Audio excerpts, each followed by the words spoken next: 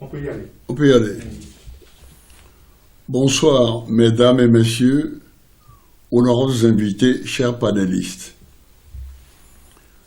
Le thème dont vous voulez débattre ce soir porte sur les indépendances africaines, le néocolonialisme et les nouveaux défis. Et la première question que vous me posez est la suivante. 60 ans après les indépendances, peut-on considérer que l'Afrique est toujours sous tutelle européenne ou sommes-nous juste soumis aux réalités de la diplomatie internationale? La réponse du président Soglo est la suivante. L'Europe est comptable devant la communauté humaine du plus haut tas de cadavres de l'histoire, a dit avec pertinence Aimé Césaire dans le discours sur le colonialisme.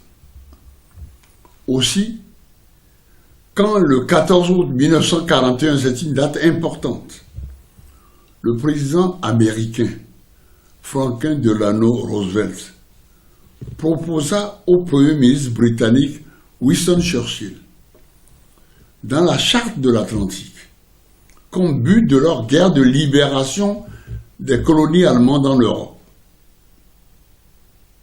Je cite, « Le droit de tous les peuples de choisir la forme de gouvernement sous laquelle ils veulent vivre » ont cru, un court instant, que l'Europe allait saisir cette perche pour se réhabiliter.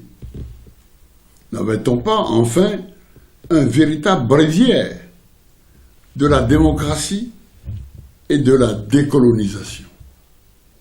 Ce fut tout le contraire. Churchill était offusqué. Comment pouvait-on faire une telle proposition au chef d'un empire sur lequel le soleil ne se couchait pas? Celui de la reine Victoria. Aussi, dès la fin de la guerre, malgré l'aide et les sacrifices des troupes coloniales, le colonel Soglo, Christophe, était l'aide de camp du ministre de la Défense nationale à mon arrivée en France en 1946. Il n'était pas officier de plume. Il n'avait pas lu Renan ou Maurras. Il avait gagné, par sa bravoure, ses galons sur les champs de bataille. Le plan Marshall, les États-Unis d'Amérique mettaient, après la guerre, à la disposition de l'Europe ruinée par ce conflit, l'équivalent de 1% de leur produit national brut sous forme de dons, soumis à une seule conditionnalité: privilégier les projets régionaux permettant un regroupement devant déboucher sur le marché commun, toujours la nécessité de l'union, et la réconciliation des nations hier encore ennemies. Mais cela n'empêcha pas les puissances européennes vaincues et qui gémissaient sous la botte d'Adolf Hitler et la Grande-Bretagne de chausser gaillardement les bottes du Führer allemand pour se livrer à des massacres dans leurs colonies et rebâtir leur pays ruiné par la barbarie nazie. Ce fut un festival dans l'espace francophone, en Indochine, au Vietnam, comme on disait, en Afrique et à Madagascar. La France n'eut de cesse que de dépecer l'Indochine en Vietnam du Nord, Vietnam du Sud, Laos, Cambodge, où devait prospérer un certain Pol Pot. En Afrique, au sud du Sahara, l'Afrique occidentale française, l'AOF, l'Afrique équatoriale française, l'AF, furent mises en pièces et maintenues dans la servitude, sous la férule du sinistre Focard, le Mr Hyde du docteur Jekyll de Gaulle. C'est cela, la France-Afrique, qui perdure depuis 60 ans. Heureusement pour nous, le Nigeria a dû faire face et vaincre une agression diabolique, barbare, pendant la guerre fratricide du Biafra de 1967 à 1970. la fédération nigériane a tenu le choc, n'a pas volé en éclats et mis en déroute ses adversaires. Elle porte aujourd'hui, comme jadis, la Prusse de Bismarck en Allemagne et le Piémont-Sardaigne de Cavour en Italie, l'espoir d'une renaissance africaine en Afrique de l'Ouest. Nous devons en effet recouvrer notre souveraineté monétaire. On en discute encore. Notre souveraineté militaire, avec une armée régionale unique, bâtie sur le modèle de la Chine, de l'Inde, du Pakistan, de la Corée du Nord en Asie, ou de la Turquie et de l'Égypte au Moyen-Orient et en Afrique. Et que désormais, des pick-up ou des motos armées de Kalachnikov ne puissent plus mettre en déroute nos forces armées, qui se reposent trop souvent sur des forces étrangères. Une marine fédérale pour protéger nos pêcheurs du pillage de nos ressources halieutiques. Nous devons enfin mettre un terme au pacte colonial en transformant sur place nos immenses richesses pour jeter les bases de nos industries et créer des emplois pour la jeunesse dans les secteurs de l'agriculture, de l'énergie, des communications, avec des chemins de fer reliant toutes nos capitales. C'est ce qui a été fait aux États-Unis d'Amérique, au chef administrateur de la Banque mondiale, par Vanderbilt, Jay Gould, Carnegie, etc. C'est une question de volonté, de détermination et d'organisation. L'histoire nous démontre tous les jours que la coexistence entre les peuples est et sera toujours un rapport de force. Il est temps pour nous de quitter ce statut de néocolonie. Il ne faut pas être naïf.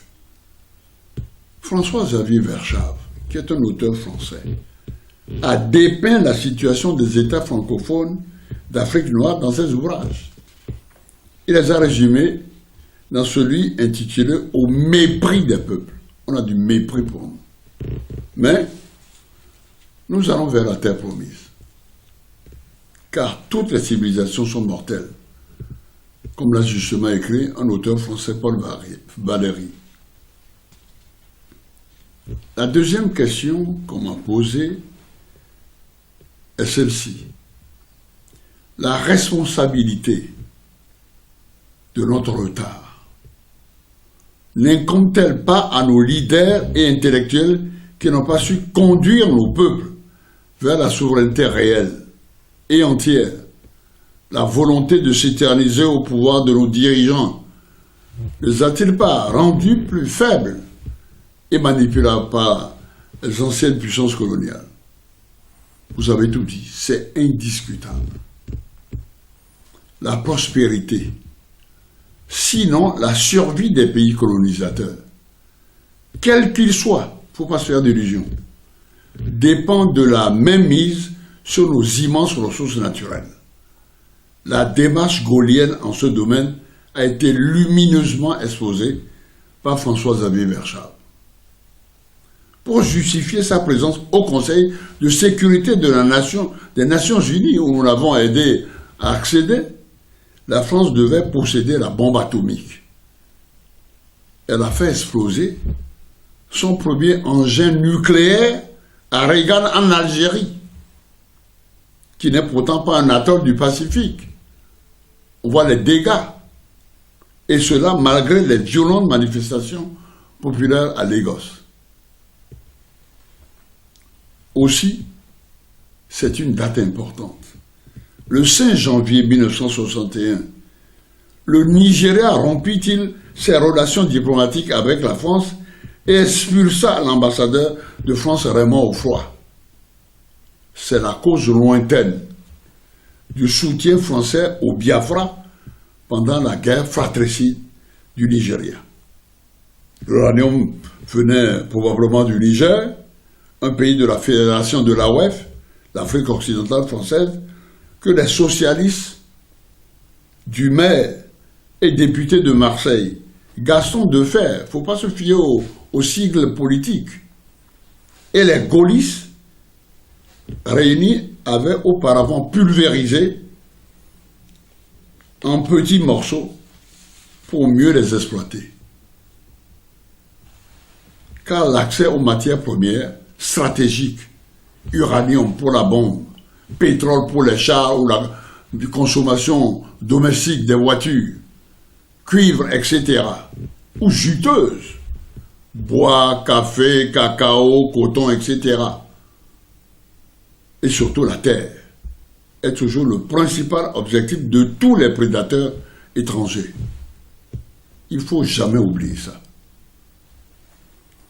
Cela a permis notamment le financement d'une ampleur inouïe de la politique française, c'est-à-dire le parti gaulliste, le parti de De Gaulle, l'ensemble des partis de gouvernement, sans oublier les services secrets français. De Gaulle avait créé à ce propos une société pétrolière du nom d'Elf, qui était de notoriété publique la vache à lait de la République. C'est pourquoi un émirat africain, le Gabon, atrocement pillé, qui est pourtant un Koweït ou un Abu Dhabi équatorial, est aujourd'hui un pays méconnaissable. Car l'AF, l'Afrique équatoriale française, a subi le même sort que l'AOF, l'Afrique occidentale française. De Gaulle, dans une relation Dr Jekyll en Mr Hyde, avait chargé son spadassin, Foccart, de mettre ce programme en marche. Ce dernier sélectionnait les présidents amis, éliminait avec une impitoyable violence les authentiques héros de la Renaissance du berceau de l'humanité qu'est l'Afrique, tel l'emblématique leader camerounais Ruben Ouniobé ou le Togolais Sylvanus Olympio. Foccart était aussi le champion de la faute électorale massive. J'en sais quelque chose. En 1996, après l'échec d'une tentative d'assassinat contre ma personne, dans l'opération Tournesol, il faut que vous le sachiez. Foccart n'avait pas-il dit à Jacques Chirac que, je cite, et vous pourrez vérifier mes propos, je ne parle jamais sans preuve. La victoire de Kérékou lui paraissait souhaitable et que le tandem Kérékou-Ngouéji qu'on va jeter plus tard est un bon choix pour la France. C'est roi. Foccart est enfin le parrain de tous les mercenaires tel Bob Denard qui essuiera au Bénin un cuisant échec. La coexistence entre les nations a été et sera donc toujours un rapport de force. Après les armes blanches, on est passé aux armes à feu et maintenant la bombe atomique. Celui qui détient ça se fait respecter. Le jour où nous aurons notre arme nucléaire, comme la Chine, l'Inde, le Pakistan, la Corée du Nord, après les États-Unis d'Amérique, l'URSS, l'Angleterre, la France et Israël, nous pourrons plus tranquillement nous consacrer à notre développement. Vous saisissez? L'Amérique, l'Angleterre et même Israël avaient permis à l'Afrique du Sud de l'apartheid, d'avoir la technologie nucléaire et la bombe atomique qu'ils ont démantelée avant l'arrivée au pouvoir de Nelson Mandela. Vous voyez comment ils nous aiment. La dernière question que vous avez posée. Comment pouvons-nous renégocier l'exploitation de nos ressources minières et les accords de défense dont a parlé Luigi Di Maio? Face à la menace terroriste, pouvons-nous envisager une réponse exclusivement africaine? Ma réponse est la suivante. Si on est souverain, il n'y a rien à négocier. Rien. On n'a qu'à exercer simplement sa souveraineté. Le tigre ne proclame tout de même pas sa tigritude. Vous connaissez la formule. La condition de base, ce sont les unions régionales, c'est la force. Aujourd'hui, plus de 200 millions de personnes sont déjà réunies sur un même territoire. Le Nigeria est devenu la première puissance du continent et tend les bras à 15 autres États de l'Afrique de l'Ouest pour avoir une monnaie unique. C'est le début. En ce domaine, le président Souroubigan Piti est un grand visionnaire et un précurseur. Dans son ouvrage, qu'il faut que vous lisiez, Face aux impasses, il invitait l'Afrique de l'Ouest à construire une fédération à partir du quadrilatère Nigeria, Ghana, Togo, Bénin, qui jette le pont entre les deux puissances anglophones.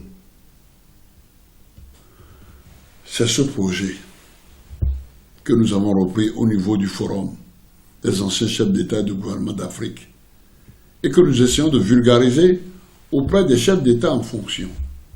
Le quadrilatère dont on parle, nous venons tous du Nigeria. Les gens de Niki viennent de Boussa. Les gens de Porto Novo, de Savè jusqu'à Tchaourou viennent d'Oyo. Les gens d'Abomey qui sont partis après, Kétou, à Tado, et pour revenir, viennent de Old Oyo. Il faut que l'histoire, c'est la première des disciplines. Il faut que nous connaissions notre histoire. Alors, évidemment, les autres régions d'Afrique ne manquent pas de locomotives, comme le Nigeria, autour desquelles se construira la synergie d'ensemble pour le continent. Nous allons vers la terre promise. La menace terroriste n'est qu'un piège, une nouvelle forme de déstabilisation à travers un problème bien réel, la lutte contre la pauvreté, ça oui. Nous avons tous les atouts pour gagner. Enfin, la nouvelle technologie de l'information nous ouvre de nouvelles perspectives pour vulgariser nos idées. Et c'est à l'Afrique de travailler à réduire les rapports de force actuellement en sa défaveur. Mes chers amis, je vous remercie.